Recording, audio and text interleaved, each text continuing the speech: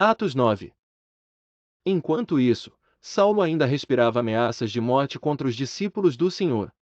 Dirigindo-se ao sumo sacerdote, pediu-lhe cartas para as sinagogas de Damasco, de maneira que, caso encontrasse ali homens ou mulheres que pertencessem ao caminho, pudesse levá-los presos para Jerusalém.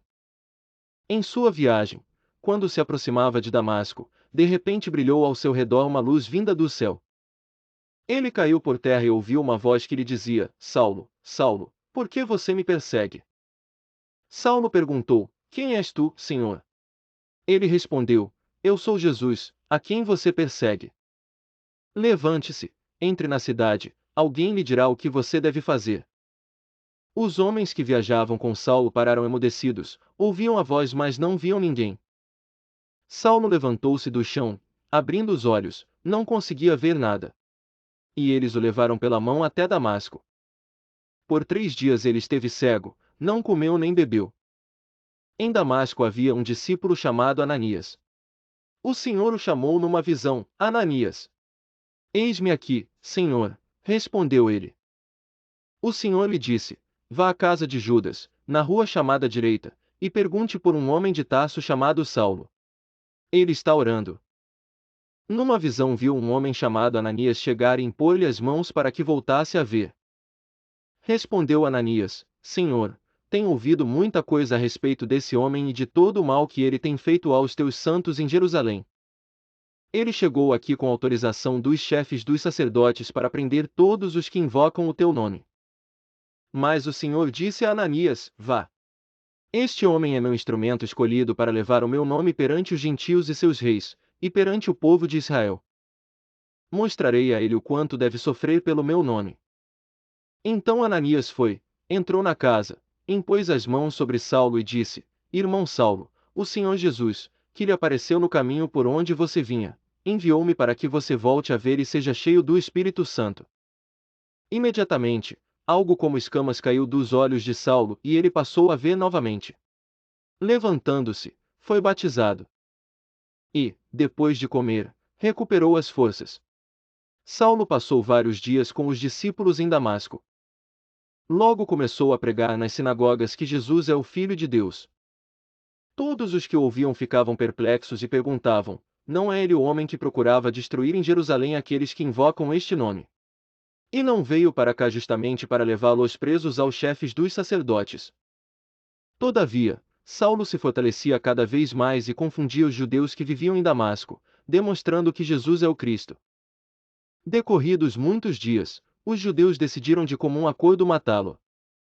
Mas Saulo ficou sabendo do plano deles.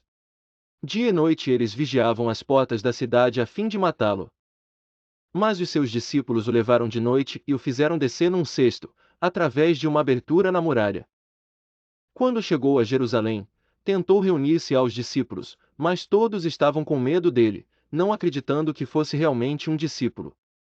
Então Barnabé o levou aos apóstolos e lhes contou como, no caminho, Saulo vira o Senhor, que lhe falará, e como em Damasco ele havia pregado corajosamente em nome de Jesus. Assim, Saulo ficou com eles, e andava com liberdade em Jerusalém, pregando corajosamente em nome do Senhor. Falava e discutia com os judeus de fala grega, mas estes tentavam matá-lo. Sabendo disso, os irmãos o levaram para Cesareia e o enviaram para Tarso. A igreja passava por um período de paz em toda a Judéia, Galiléia e Samaria. Ela se edificava e, encorajada pelo Espírito Santo, crescia em número, vivendo no temor do Senhor. Viajando por toda a parte, Pedro foi visitar os santos que viviam em Lida. Ali encontrou um paralítico chamado Enéas, que estava acamado fazia 8 anos. Disse-lhe Pedro: Enéas, Jesus Cristo vai curá-lo. Levante-se e arrume a sua cama. Ele se levantou imediatamente. Todos os que viviam em Lida e Sarona o viram e se converteram ao Senhor.